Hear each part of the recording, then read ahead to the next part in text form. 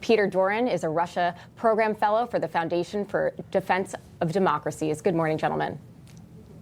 Morning. So President Trump is obviously pushing for an end to the Russia-Ukraine war and ultimately a peace in the region. Bill, your thoughts on the upcoming summit, and what do you think can come out of it? Do you have high expectations, low expectations? Yeah, first of all, it is a good thing, and it only would have happened under Trump. I mean, Biden did nothing to make something of this nature occur. And I want to sort of remind viewers, too, this goes beyond Ukraine. There's a lot of things going on in the world. China, the Northern Passage in the Arctic. I just mentioned that because they're not going to be limited to talking solely about Ukraine. So beyond what happens with that, there are other things that can occur within this. I have sober expectations on what can occur. Right now, the Russians are on the offensive. They just had a fairly decent breakthrough within Ukraine. Ukrainians really are hurting at the moment. So, I think the Russians would be willing to go with somewhat of a status quo of lands they've taken. I don't think Zelenskyy would go with that. And so that would be a tough one. But just as a reminder, there are other things to talk about, other things that will be talked about. And overall, this is positive because we need to get the dialogue going with Russia after all these years. Right. And despite the fact that we need the dialogue to get going here, Peter, Zelenskyy does seem to be pretty negative on the outcome because we've seen this before with Russia. How can we trust Vladimir Putin? That's exactly why we're also seeing the EU hold a virtual meeting with President Trump and Zelenskyy today to discuss the outcome, how to push back against Putin. What are your expectations as well with respect to this call and Friday? Well, we're seeing President Trump in his characteristic style moving at Trump speed. Last week there were a lot of concerns raised by our European allies that the United States would cut a deal, a grand bargain with Vladimir Putin without them in the room. There was this old iron rule of American diplomacy. The phrase was not about us, without us. Don't cut deals with other great powers without us in the room. And so what we're seeing is that President Trump is moving very quickly to loop in our European allies and Ukraine in his discussions. There is a benefit to having a meeting before the meeting, and that's what we're seeing today. Right. Yeah, it's interesting. Yeah, breaking the ice, so to speak, as we refer to Alaska. Pun intended. Yes. Bill, you mentioned something very interesting, that there may be something more involved and beyond Russia-Ukraine war, especially because the meetings in Alaska. I confess, I do get some information from Instagram, but there was someone out there saying that the meeting in Alaska may be more important because of the land area, proximity to Russia, also natural resources, shipping routes. We know there's a lot of good resources there in Alaska. Do you think the U.S. could be actually making some sort of deal with Russia as well? What's interesting is that you've heard the term northern passes, I'm sure, because there has been some melt. And right now with ice-breaking ships, there's a passage, instead of going through Panama, going north of Alaska. And of course, Alaska is, actually in this case, north of Alaska, but also north of Greenland, Russia. So we do have a joint interest in the Arctic.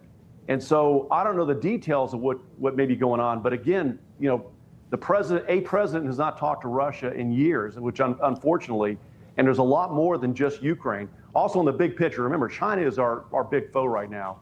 So there's also a strategic thing to keep in mind, that we don't want a big alliance between Russia and China. We do want to keep other things, joint ventures potentially even with Russia when it comes to things like the Northern Passage, possibly ports of the Northern Passage, those issues. And you are right, this is Alaska. This was part of Russia up till 1867. So there's some significance here symbolically. So everyone's focused on Ukraine, and it's important. And I think this is sort of a pre-meeting, and there's some things that are good that'll go on. But let's not forget that right now, this is a chance to talk about a number of things around the world that might be even as important as what's going on in Ukraine in the long term. Right. It's so important to recognize that we weren't talking with Russia. We weren't talking with China, despite the connections to those two countries before under the Biden administration. So now at least we're having the conversation. There are adversaries, but we need to sit down with them to understand where they're coming from. But speaking of China, moving on to this, the White House clearing the path for sales of a version of NVIDIA's next generation AI chips in China. Chip makers calling it an unusual arrangement.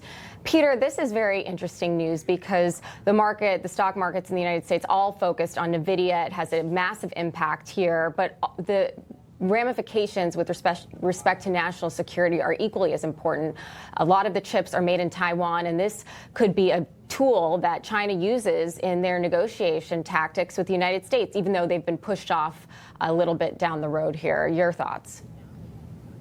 Well, if you're in a race with a competitor like China, it's a head scratcher when you have to ask, why is the White House helping China compete with us? This is one of those issues where, yes, I understand the White House is saying, well, these are last-gen chips. They're not as advanced as ours, so it doesn't matter if we make a little money while NVIDIA sells these chips to China. However, let's also recall, China is our main competitor in the world, and it's a head scratcher why the White House would give China a leg up, even if it's with these earlier gen chips. Yeah, good point. I would agree. And it is, we'll be following this story closely because the negotiations, as mentioned, are ongoing and they keep getting pushed off. Maybe this is a tool in order to get China also to concede a bit. Right, right. No, interesting issue. I mean, a lot of moving parts, as we would say, a lot of moving parts, especially with President Trump. Yes. Let's shift gears here a little bit, Bill. Let's talk about the Israel and the push for peace in the Middle East. We just heard from Jody Cohen about the Hamas leader visiting Cairo as the U.S. pushes for an end to the conflict. Do you see any end to this conflict in the near term with respect to release of hostages, or will anything come out of this ceasefire negotiation if it happens? You know, it's interesting, this operation it's actually retaking Gaza City, because remember early in the war they did take it. So they initially talked about seizing all of Gaza. Now it's going back in, and that generated this push in Cairo. And President al-Sisi has, a tremendous interest in bringing peace for a number of reasons. He's right there on the border with Gaza. They have El Arish nearby. They don't want to be swarmed. I have some hope now. I think in many ways the push for this operation, it's going to take weeks to actually occur, could bring some kind of peace. Now the problem's going to be is that they believe there's 20 live hostages left. Hamas knows, and by the way, Hamas, this is the third string Hamas. They killed the top leaders. So these are not your smartest guys that are running Hamas right now. But they do know when they lose all the hostages, they've lost all leverage, and they've got to be gone. So that's the toughest part of this, is while the hostages are still alive or still with Hamas, Hamas does have leverage. But I do see this thing coming to an end state, and I actually think the notice of the re-invasion, the re-seizing of Gaza City was to push what's happening right now, which is forcing Hamas back to the table. So I do have some hope. Now, we talk near term, hard to say near term, a couple months, but I do think it's going to end. We are reaching a near term because I hate to say it, but there's only 20 hostages left. And once again, the hostage thing is resolved. That's it for Hamas. They're going to be gone. Right, and that's exactly what Jody Cohen was saying as well, how Hamas has been depleted in terms of their resources because Iran has been denuclearized, at least for the near term, Peter. So where do we go from here? Newsmax has had extensive coverage in Gaza, reporting on what we're seeing on the ground. It does appear to be still a lot of Hamas control, a bit of a mess. Who's going to keep the peace ultimately? Because the EU doesn't want to do it. The neighboring Middle Eastern countries don't want to do it. So it's confusing as to what's to come. Well, let's recall what the original goal here is and should be.